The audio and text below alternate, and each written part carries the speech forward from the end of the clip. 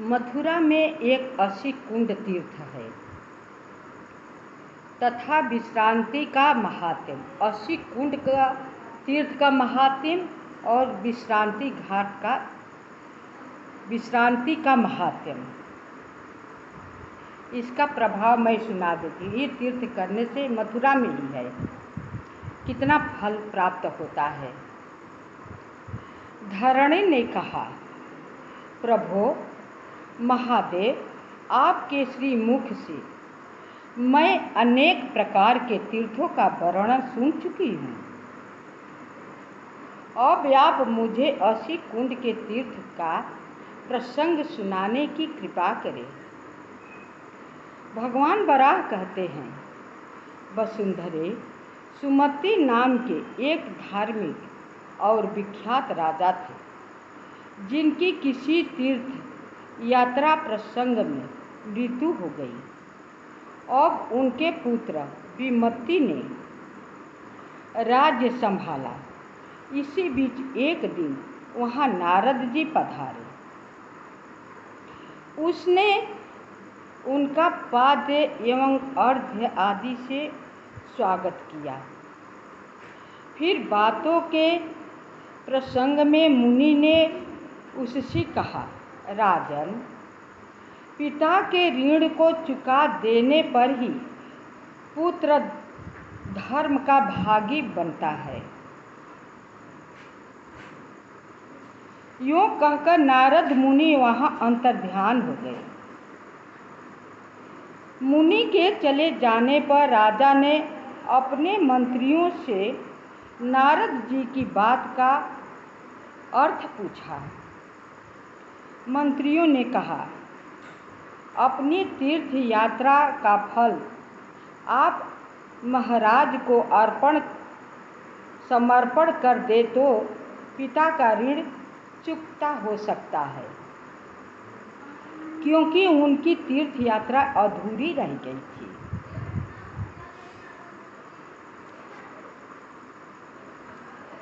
नारद जी के कथना का यही आशय था। देवी मंत्रियों की बात सुनकर विमति ने मथुरापुरी में निवास की बात सोची, क्योंकि वहाँ प्राय सभी तीर्थ स्थित है। मथुरा में सभी तीर्थ स्थित रहते हैं। विमति के मथुरा आने पर वहाँ के तीर्थों ने आपस में कहा, इसका सामना करने में तो हम सभी असमर्थ हैं। अतः उचित है कि जहाँ भगवान वराह विराजते हैं, हम लोग उस कल्प ग्राम में चले। जब विमति मथुरा में वास करने के लिए पहुंचा, तब मथुरा का सभी तीर्थ आपस में इकट्ठा होकर बात किए तो आ गए, यहाँ पर निवास करने लगे। इनका हम लोगों के सामना करने का पास क्षमता नहीं है। सब सलाह परामर्श करके जहाँ वराह भगवान स्थित है मथुरा में, वहीं सभी तीर्थ गए। वराह कल्प ग्राम में चले। वसुंधरे, इस प्रकार परामर्श करके सभी तीर्थ कल्प ग्राम को चले गए। देवी वराह का रूप धारण कर वहाँ मैं आनंद से निवास करता हूँ। वे सभी मेरे सामने कल्प ग्राम में आए और कहने लगे, भगवान, आप स्वयं श्री हरि हैं।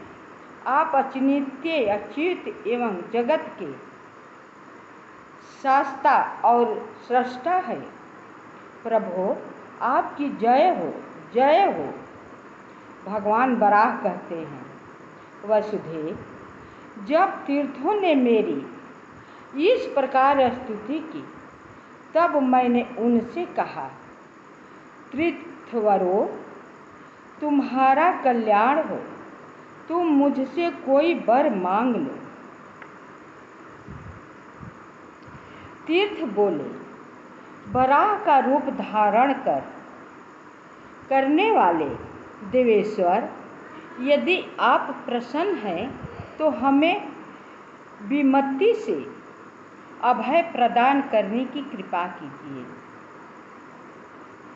इस पर मैं चलकर मथुरापुरी आया और अपने दिव्य 80 तलवार से विमति का सिर छेदन कर दिया।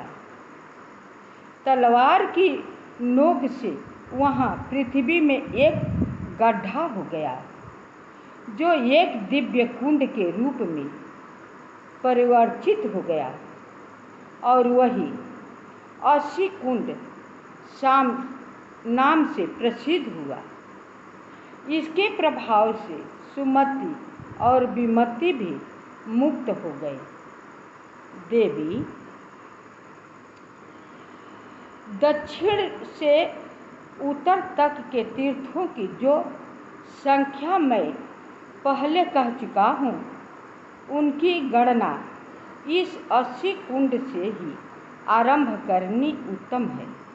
जो मनुष्य द्वादशी के दिन प्रातः काल सोने से उठते ही 80 कुंड में स्नान करता है, उसे यहाँ वराह, नारायण, वामन और राघव की सुवर्ण प्रतिमाओं के दिव्य दर्शन होते हैं।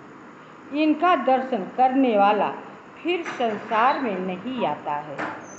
मथुरा में 80 कुंड तीर्थ का ये महत्व है। भगवान वराह कहते हैं, देवी, अब विश्रांति तीर्थ की महिमा सुनो।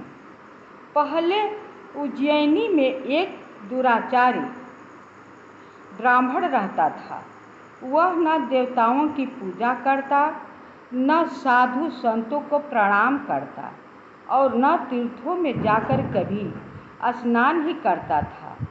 वह मूर्ख प्रातः और सायंकाल इन दोनों संध्याओं में भी सोया रहता था। ब्रह्मा जी ने बताया है कि संपूर्ण आश्रमों में गृहस्थ ही उत्तम है। जैसे सभी जंतु पृथ्वी के आश्रित हैं और शिशुओं का जीवन माता पर अवलंबित है, इसी प्रकार संपूर्ण प्राणी वर्ग गृहस्थों पर ही आश्रित है।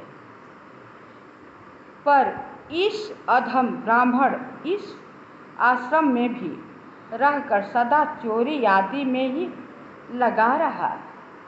वसुंधरे, एक बार जब वह रात में चोरी के लिए इधर उधर दौड़ रहा था, उसी समय राजा के सैनिकों ने उसे पकड़ने के लिए ललकारा।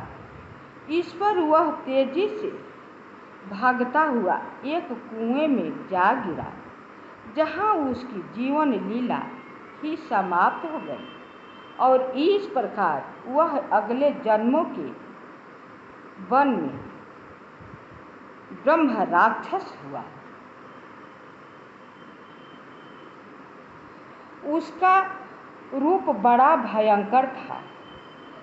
एक समय की बात है कि कार्यवश वही एक अन्य समाज आ गया। उसी में एक ऐसा ब्राह्मण भी था जो रक्षोन्मंत्र पढ़कर सबकी रक्षा करता था। अब वह ब्रह्म राक्षस उस ब्राह्मण से आकर कहने लगा, विप्र, तुम्हारे मन में जिस वस्तु की इच्छा हो वह मैं तुम्हें देने के लिए तत्पर हूँ। बहुत दिनों के बाद आज मुझे मनचाहा भोजन प्राप्त हुआ है।